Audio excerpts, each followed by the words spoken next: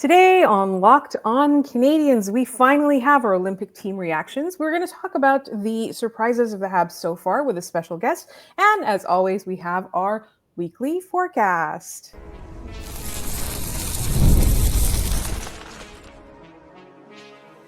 You are Locked On Canadiens, your daily podcast on the Montreal Canadiens. Part of the Locked On Podcast Network, your team every day. Hi there, everyone, and welcome to another episode of Locked On Canadiens. I want to thank you all for making us your first listen of the day. As you know, we're free and available wherever you get your podcasts, as well as on YouTube as part of the Locked On Podcast Network, now the #1 sports podcast network. And I love saying that, and it's all thanks to you guys. My name is Laura Saba, also known as the Active Stick, and today I'm not joined by my regular co-host. I have a special guest co-host. We're hoping Ian will be back at some point this week, but today, sitting with me, this is our first guest that we have from TikTok. We have a hockey TikToker, Habs TikToker, but really he talks a lot about all kinds of hockey. And he is our first guest that I know had an opening face-off at his wedding. David Landsman joins me. David, how are you? Thank you so much for giving me your time today. Laura, I'm doing great. Thank you so much for having me. It's a real pleasure. So we're going to get into what you do on TikTok and all of that, but there's lots of Habs stuff going on. Midway through the season, I really wanted to take a moment and ask you, as a Habs fan, a longtime Habs fan, it's in your veins. It is. This season has not gone according to plan, but the Canadiens are a good team. They're one of the highest scoring teams in the league. There's some question marks in goaltending. Who would you pick if I were to say who were the biggest surprises so far for the Habs this season? Well, it's hard to pick just one player, but one player that's really stood out as of late would have to be Juraj Slafkovsky. The kid, he started the year sluggish. He had 3 goals through the first 9 games. His performance was a little lackluster. There's the question marks of, is he really a first-line player? And even though he was with Caulfield and Suzuki, but then he started to pick it up, and then he got a bit more consistent. And then he went on waves. Like some weeks he was great. And then some weeks he was terrible. But as of late, he has been nothing short of fire. And he's not even on the top line, but he's fire. He's pumping up that kid line, and it is exciting to watch. And that kid line has been a revelation. I think the last few weeks, every week we do a weekly recap. And the last few weeks, I want to say it's probably been 4 or 5 weeks in a row that we say our player of the week has been Juraj Slafkovsky, because he's been such a factor in every game. Like, he's such a play driver. What has been the most exciting part of it to you? Honestly, the way he's young. He's still very, very young. He's not even 22, which makes me feel like I got to get a cane. But, it's the fact that he's helping teach the young kids. He's one of the veterans on the team, and only 4 years in, it's nuts. But the fact that he can show what he knows how to do, and he's also adapting. Whether he's told by Marty St. Louis, you're going to be the bumper position on the power play, whether you're told you're going to play the wing, and he just adapts. He takes on any responsibility that's thrown at him with stride, and then he performs. So I think that really stands out. I think one of the best parts about all of this is that he's somebody who is capable of being a play driver, and Ivan Demidov is somebody who's capable of being a play driver, right? And instead of clashing with each other or canceling each other out, they've been complementing each other in such an incredible way. And I think it's really interesting because I feel like Ivan Demidov is the kind of player who you could put with anyone and he would do that. But Juraj Slafkovsky seems to be thriving a little bit more with him than he was on the top line. 100% agree. 100% agree. And the fact is, like you just said, they complement each other. There's not one trying to outperform the other. If one wants to be the playmaker on the play and one wants to be the goal scorer, sure. But they're interchangeable. They can switch it up, which is really cool. And then if neither of them want to be the goal scorer, well, Kapanen is no small kid anyways. Like, the kid Kapanen, he's got 13 goals this season. And on Team Finland for the Olympics, he earned that spot as a rookie, which is cool to see too. Yes. And we are going to talk about our team reaction. I didn't actually do this at the beginning, tell everybody what we're going to talk about next. We do have our Habs weekly forecast. As always, it is a Tuesday episode, so that's what we're going to do. And then in our last episode, we're going to talk a little bit about what Landsman's been doing on TikTok. And we're going to talk about our Olympic team roster reactions. We haven't really I talked a little bit about some of them, like, when Nick Suzuki made it. but I really do want to like focus a little bit more on the surprises. So would you say that Oliver Kapanen is another surprise for you? Because for me, he absolutely 100% has been one. 100%. I mean, like last year he came right at the tail end of the season. But I think he played a couple games. You didn't really get a taste of what he could bring to the table. And we didn't know what he was going to bring to the table. And then there was also the question mark of like, well, if he was going to come into this year on the team roster, at the starting day roster, who was he going to play with? And because he's a center at most times, well, who are the centers, right? Because we know we have an abundance of centers now. Anyways, like the way that he came into play at the start of the year was, again, like Slavkovsky, slower. But then he started picking it up. And right now he is, again, one of those forces that you're just like, I didn't know that he could do that. And he's still a rookie. Oh my God.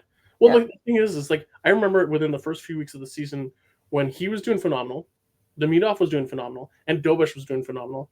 And I think I remember watching a broadcast, and they were saying that, like, hey, you never know. The three of them could be all three up for the Calder, and it would be quite surprising, but not really.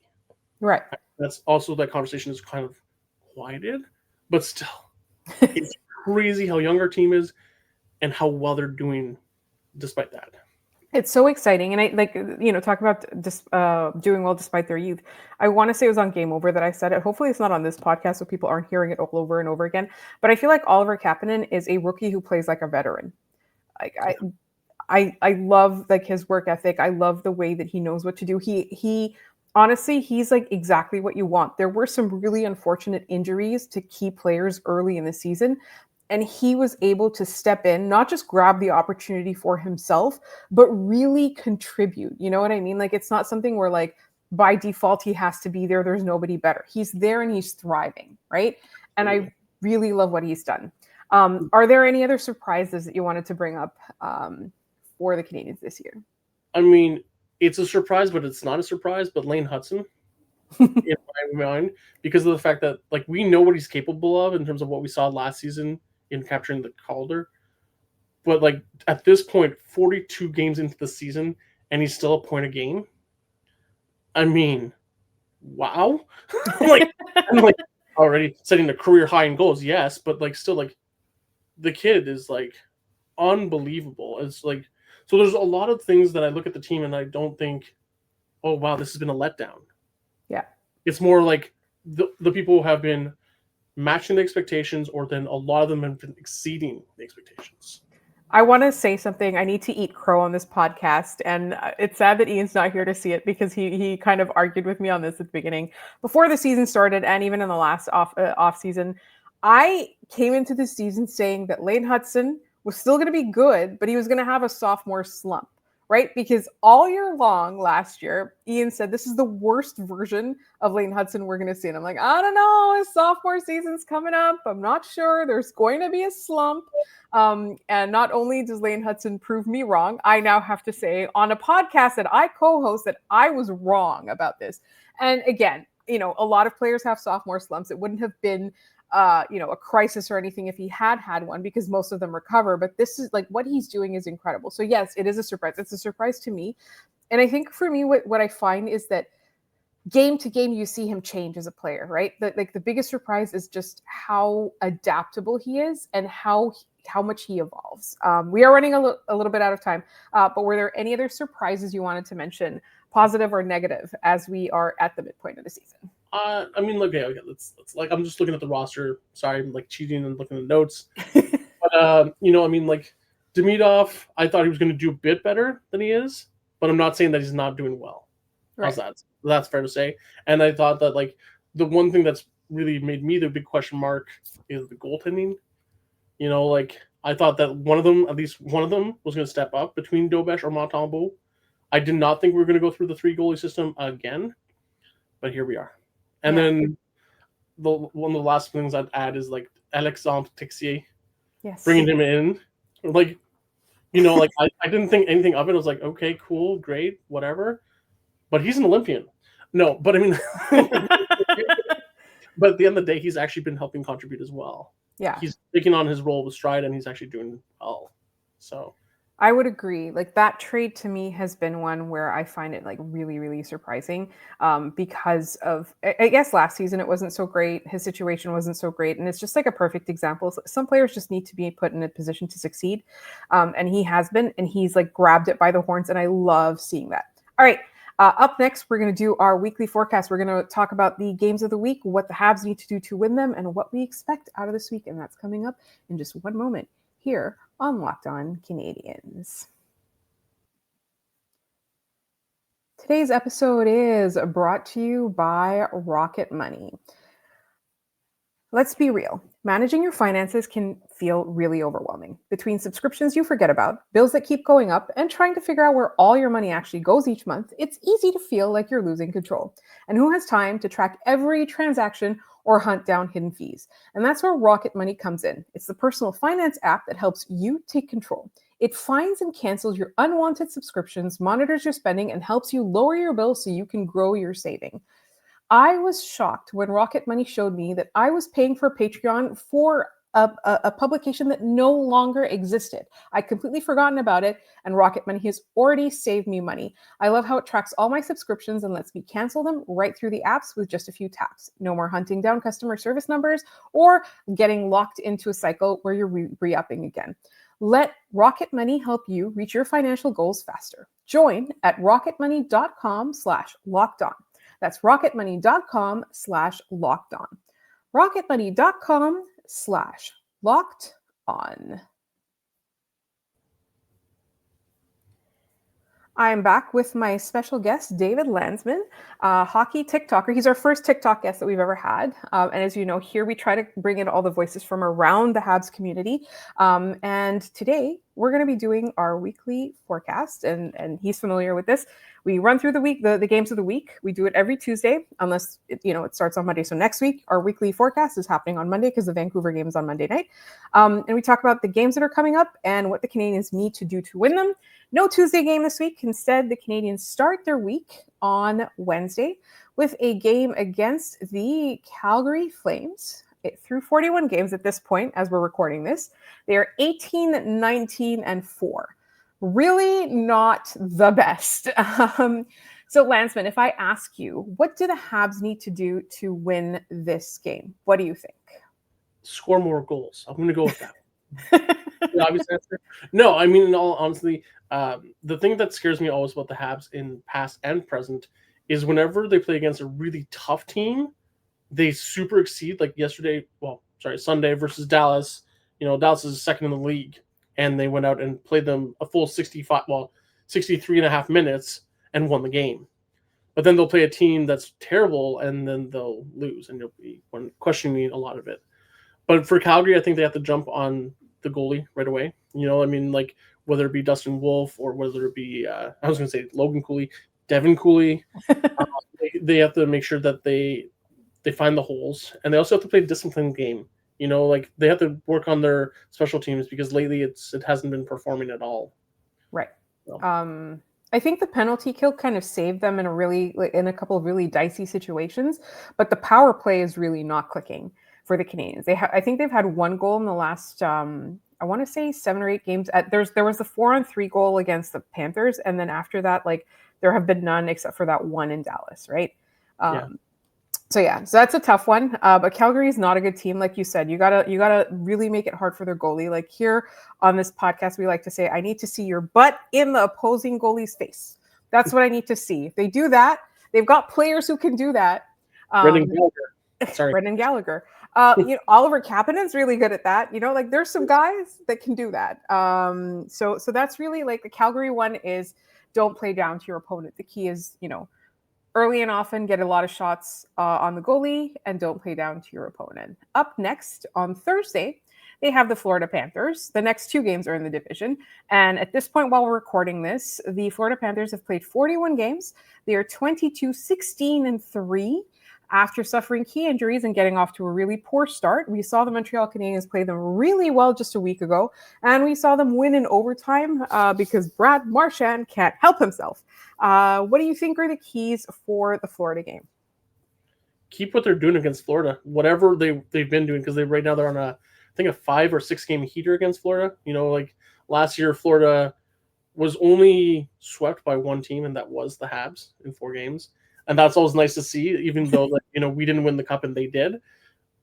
But keep the discipline in check. Like Brad Marchand can't keep helping himself, but we can help ourselves too. Yeah.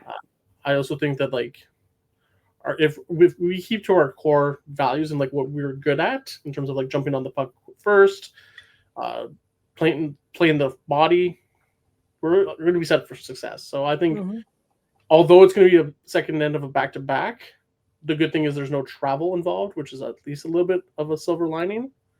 So that's what I want to say that at the time that we are recording this, Matthew Tkachuk, we don't have news whether he's going to be playing against the Habs or not. But I believe he's traveling with the team. So we're not sure if Tkachuk's going to be playing. I love the Sportsnet headline. I just checked to make sure if there was any update. And it was Matthew Tkachuk returned to the lineup looms. And I was like, that's looming over my head right now. He's traveling, but it's, it's not 100% that he plays. And I think, even if he does play, the Montreal Canadiens I feel like they do get up to play against Florida. They really love doing that. And they've beat some teams recently. I mean, last week they won in Carolina for the first time in almost 10 years. They hadn't done that in a long time. So I have a lot of faith in that game. And then finally, we have the surprising but not surprising Detroit Red Wings. And I say they're surprising but not surprising because I feel like the Detroit Red Wings are in a position right now that we expected them to be 3 years ago. And we've been waiting for a long time for them to be here, right? Which is always challenging for one of the top 3 spots in the division, challenging for a playoff spot. Detroit really is one of the teams that I thought would be neck and neck with the Habs a long time ago. And now they're there. And they, at this point, again, by Saturday, this is going to change dramatically, but they played 41 games at the time we're recording this. They have 24 wins, 15 losses, and 4 overtime losses. What do we want the Habs to do? And the previous game that they played against Detroit, they beat them 5-1. The Canadiens skated circles around them. So what do we expect in that Detroit game, do you think? I don't think it's going to be a 5-1 game for sure. Because the thing is with Detroit's lineup and Montreal's lineup parallel each other very well. They have a lot of youth, up and down the lineup, a lot of youth. And when I'm looking at their roster of players, I mean, I don't have it in front of me. I don't have a lineup in front of me out here, but I know that they have a lot of their young players that are stepping up big time too, and then they have their veterans, they have their Dylan Larkin, they have their, that guy 88, whatever his name is. Nobody knows. No. Apparently he's good at playing hockey and other things. He's kind of okay. He's okay. And then their goaltending also with John Gibson acquired in the offseason, I think that they pose a threat that we didn't see. I mean, you said you saw coming. I didn't see them doing as well as they're doing this year, at this point in the season. Yeah, I think, and they started out the season, and I really thought, okay, they're disappointing again because, their rebuild started a few years before the Montreal Canadiens. So where the Canadiens were last year, Detroit should have been there a few years before that, and Montreal ended up making the playoffs before Detroit ever did. Now it feels like it is kind of evening out, they're regressing to the mean, as I like to say, and in their case, regression is progress. But, there's Lucas Raymond, there's Moritz Seider. It's not going to be an easy team for the Canadiens to play against. So I feel like they can't expect to skate circles around them and destroy them as they did at their, not just home opener, but their 100th season celebration or whatever it is. That's not going to happen this time around. So we also kind of try and do not a prediction, but every week we look at the number of the games the Canadiens are going to be playing. And we talk about what we would be happy with as, out of 6 points, what do you think would be a successful week for the Habs? 9. No, I'd say about 4 to be conservative. But in a perfect world, if they play the way they've been playing of late, we could get up to 5. But there's the silver line, the part that makes me the most unsure about it, though, and this is going to sound maybe weird. I mean, I just posted about TikTok about it earlier. Is they're playing at home, and that's not where they've been playing well. Yeah. That's where they've been struggling. As much as the Bell Center crowd pumps them up, and I've been one of those pumping up fans in the stands for years, they're not doing well at the Bell Center. So if they want to turn that around, by all means, they can get 4 or 5 in a perfect world, they can get 6. Yeah. But I think for me, like from my perspective, the Habs are capable of getting 6 this week. They are fully capable of that. But everything has to go right. They've got to score at least 1 power play goal a game, assuming they get more than 1 power play, and their goaltending has to be on point, right? Their goaltending is still something I don't trust. Their defensive breakdowns in the last couple of games, I think they can kind of clean that up with the personnel that they have. I think it was just a situation where, I don't want to see that Xhekaj-Struble pairing ever again. Not in my dreams, not in my nightmares. It's a very good-looking pairing, but not on the ice. So for me, I would be happy if they get 4 points, but I fully believe that they are capable of 6. So that was our weekly forecast. Up next, I would say, by the way, just to add one quick bit, you can put Xhekaj and Struble together as like the Bash Bros from the Mighty Ducks movies. Take out Tkachuk, and that's fine. Or Marchand, that's fine. The rest, no. Sorry. No. We don't pair them together otherwise. Up next, we're going to talk a little bit to Landsman about what hockey TikToking is. And then we're going to talk about our reactions to the Olympic rosters. And then finally, we have our trivia. Ian's not here, but we still have trivia. And we have special guest trivia. So that's coming up in just one moment here on Locked On Canadiens.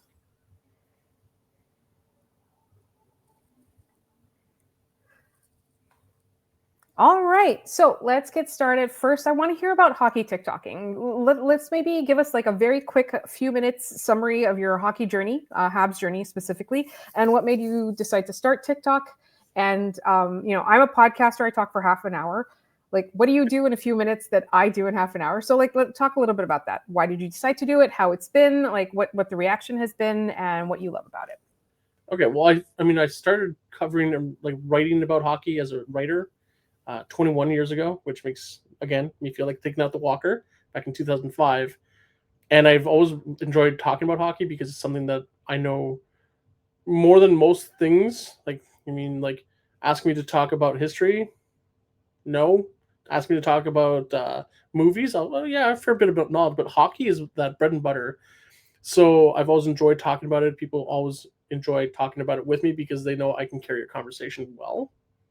And I think I speak eloquently enough that I'm understandable. I no longer mumble as much as I used to. It makes it easier for me for people to understand me.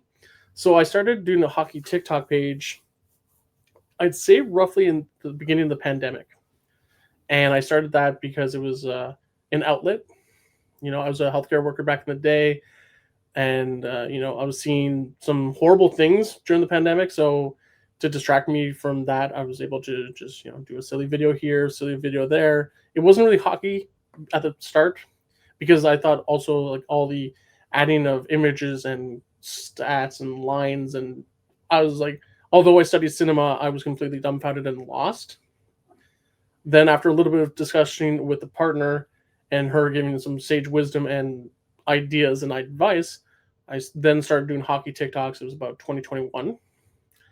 And with that, what I do is I either talk about the Habs a lot because obviously I'm a Habs fan, but I also do talk about the rest of the league because hockey in general for me is a passion. It doesn't matter who's playing. And I do stories, whether it be stories about someone on the team themselves, random bits of trivia.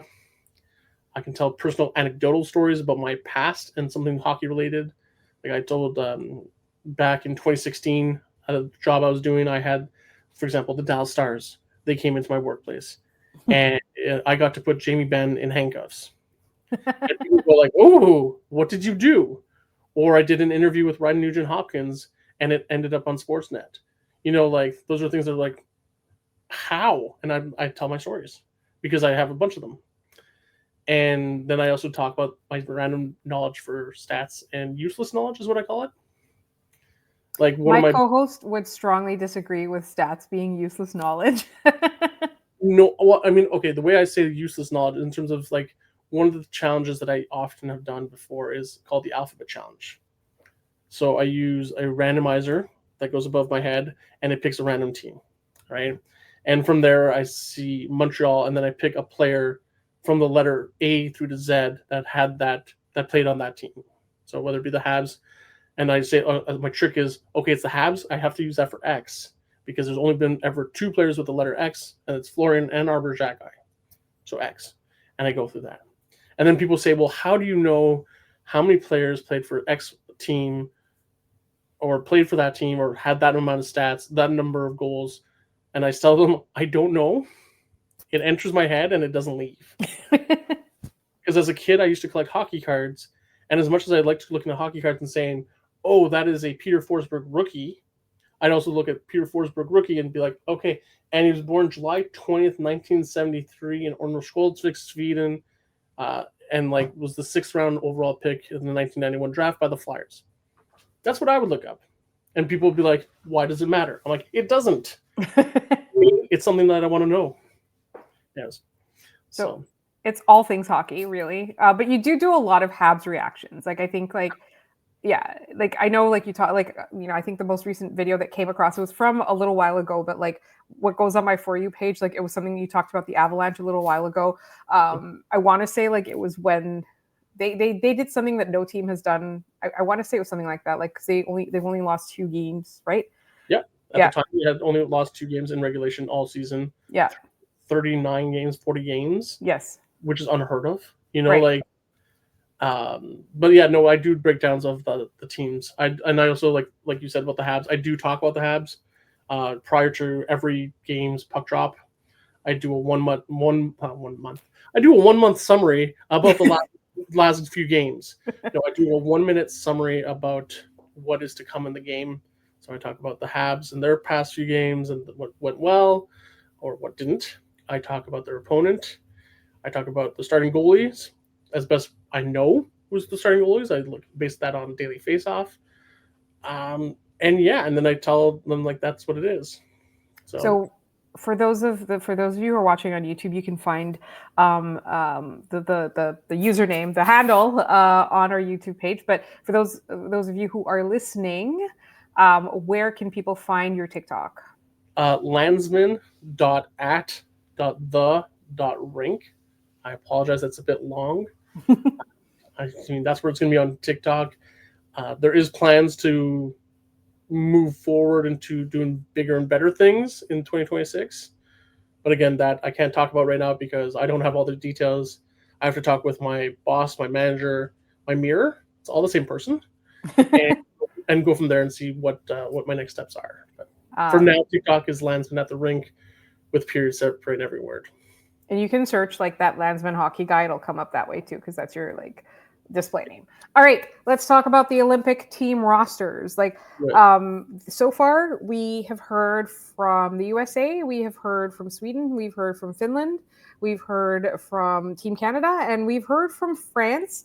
And they the Canadiens have confirmed that Texier has made the Olympics, but France has not put his name on their roster just yet, which is weird. And we're assuming that Juraj Slafkovsky is going to go on Team Slovakia. Like, I believe he was officially announced in the summer. He was one of the first ones. Either way, we know he's going. So, yeah. Gut reaction to Team Canada. Pleased for the most part. I mean, actually, I really do like the team. My one question mark for them is the goalies. You know, I mean, like, I talked about that on my TikTok page as well. I talked about it upstairs as well. You know, back in the days when I was really getting into hockey, which, well, actually later years, but anyways, was days of like having Patrick Roy, Martin Brodeur, Cujo, Luongo, and more recently Price. And now you're getting goalies like Binnington, Thompson, and Kemper. And I'm not saying that they're bad goalies, but I'm not saying that they're good goalies, if that makes sense. That absolutely makes sense. I feel like the problem with the goaltending for me is like these are just by default Team Canada's goalies. Like, you don't have a situation where you look and you're like, okay, this country has an excellent goalie program anymore. You know, looking over at the States, like their goaltending cupboard is stacked, right? Yeah. Right. Oh no, they freak me out. But like their goalies, like it's the same 3 goalies that they had at Four Nations. Yes. And at Four Nations, I was very scared that I thought that they would win solely based on their goaltending. Well, in Four Nations, though, like I do think that Team Canada kind of took the right lessons from Four Nations, and Team USA took the wrong lessons from Four Nations, right? So Team USA, gut reaction. Laura. We got to say it. We were expecting it. Let's be honest. We were expecting Team USA to do this, but they did it. I was expecting it, but I was hoping not to expect it, if that makes sense. I'm not American. There's not a single drop of American blood in me, on me, in my any background lineage. But to see that those two players on this team right here, Cole Caulfield and Lane Hudson omitted from the roster, was just disgusting. Yes, they're both young.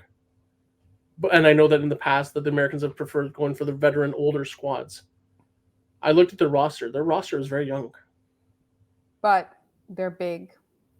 They are big. Oh, don't get me wrong. They're big. You can like Paige Thompson in the 6'5" frame, but also I don't know. I just felt like even putting Hudson as like the 8th or 9th D, but just to name the roster.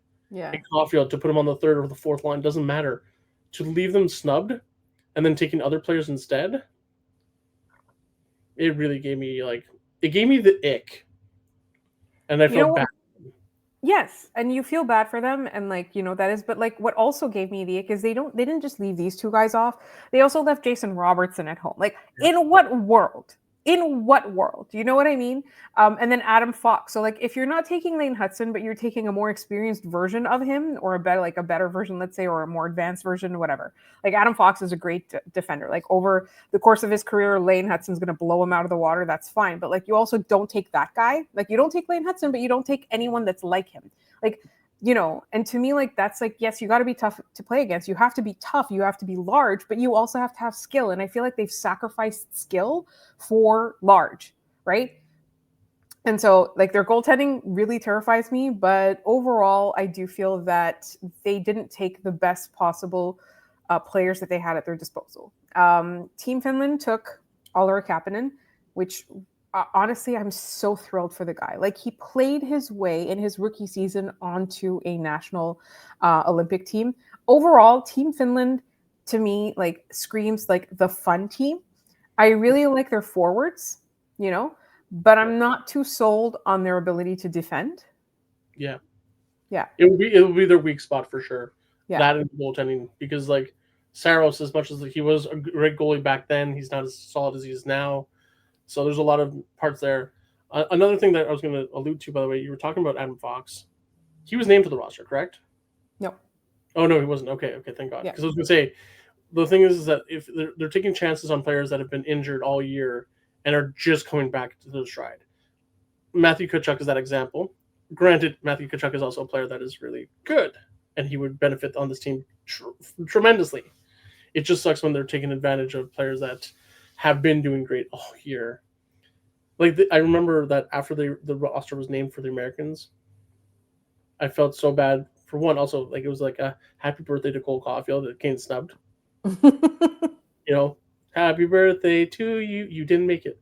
But it was also I don't know. They made a list of all the players that have less points than the two of them, because the two of them at the time were both 40 and 40.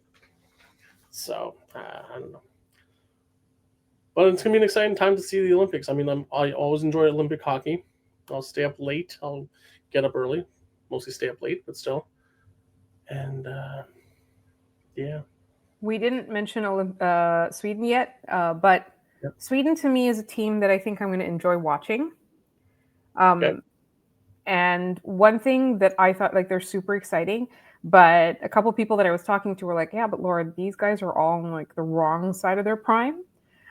So if I were to ask you, out of all the teams, which teams or matchups are you most excited to see in the Olympics? There's the given of the Canada-USA game, because that's everyone's bread and butter. You want to see it. And also the Finland-Sweden game, because they're always tough and hard-fought games. But it'll be fun to see. I don't know. For me, like honestly, it's gonna sound as biased as possible, but like I don't care who's playing the games. I'll be excited to watch all the games, many as I can, without like passing out. But yeah, so sorry if that was not the right answer. No, I just like for me because like obviously I'm going to live and die by Team Canada both for the men's hockey and the women's hockey. The women's hockey should be announced by the end of this week, I believe. It's coming out on the 9th. Team Canada is going to announce it on the 9th. But I'm just, I'm going to live and die by those games. But the ones that I'm most excited to watch are the ones where Team Canada isn't playing because I won't have a heart attack during those games. I'll just be able to enjoy best on best. And I'm super, super excited to see if Juraj Slafkovsky takes over the game for Team Slovakia, like he did in the last Olympics, right? Like the way that he got himself drafted. I'm really, really excited to see that version, right? To see what happens. Question: do you think that Jakub Dobiš is going to make the Slovakian goaltenders? He's Czech. You're correct. Yes, he's Czech. He has not been part of the program as far as I understand it, but I believe, like, given who's available, like, he's probably one of the people who might get the call. All right. Sorry. No, it's all good. We are running out of time, so I'm going to go over our trivia question from yesterday, which was kind of a layup that I gave for you guys. And the question was, which of the current Dallas Stars won the Stanley Cup as a rookie? It wasn't completely related to Montreal, except for the fact that his team kicked Montreal out of the playoffs in the first round. And the answer to the trivia question was Tyler Seguin. A number of you got it. I'm going to read out the roll call tomorrow. But for today, our trivia question comes from our guests. So, Landsman, please take it away. In the history of the Habs, there are 15 retired numbers. How many of them are retired by more than one player? There you have it. And as you know, you can answer your trivia question by sending us an email, lockedoncanadiens@gmail.com. You can also hit us up on social media. You can leave them in the YouTube comments on social media. We're on TikTok, on Blue Sky, and on Instagram at Locked On Canadiens. And I want to thank you all so much for listening today. I want to thank my guest, Landsman. Where can people find you on social media? Please send a reminder. Please give us a reminder. So on TikTok, it's Landsman at the rink with periods separating every word. On X, which I don't use as much, it's MTL at the rink. And on YouTube, it's to be announced at a further date. So check out those other two spaces to get Landsman's YouTube. All right. So I want to thank you all real quick for checking out Locked On Canadiens today. Tomorrow, I'm going to be doing our mid-season check-in. We are a little bit past 41 games. We're 42 games into the season, but I wanted to go over the season as a whole and what to expect for the second half of the season. We usually do this around this time, so that'll be what you can expect tomorrow.